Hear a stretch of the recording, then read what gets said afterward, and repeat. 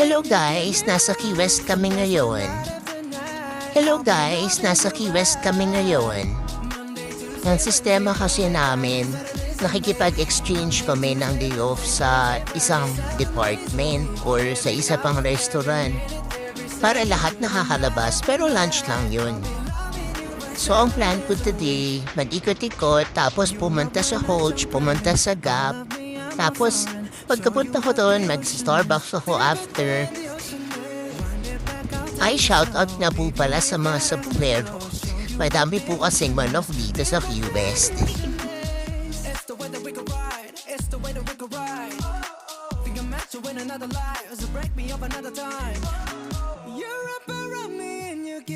So, first stop ko dito sa Gap. Yan. So, maraming damit. Tapos, kasi mga sizes nila, syempre, hindi katulad sa mga Asian. Tapos, yun, sugat lang ako. Then, pumunta ako dito sa Holch. Kasi dito, 100% na makakakuha ka ng best deal. So, papasok na ako. So, yun yung mga bags nila, meron ng $199. Tapos, meron pang 50% off, meron $169. Tapos, yung mga 50% off na yan, sobrang okay, sobrang best deal. Meron akong nakitang bag dito na worth $788 yata yun. Tapos, nung binalikan ko, naging $278 na lang siya. So, ganun kababa talaga yung nagiging price niya. After a week o ewan ko everyday silang ganito dahil siguro factory price yung binibenta nila dito. Tingnan mo naman yung ka-workmate ko, ang daming binili. Sana all.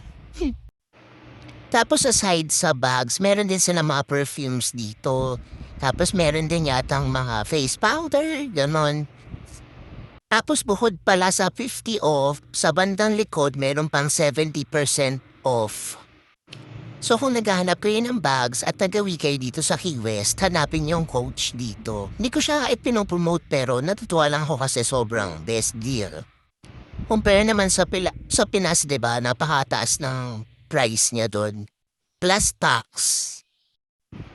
Tapos ayan, lakad-lakad na ako ulit kasi nahanap ko yung Starbucks. Dito kasi ang Starbucks, typical lang. As in, typical lang siya na coffee shop. Siguro pagdating lang sa Pilipinas, medyo yun, elevated siya.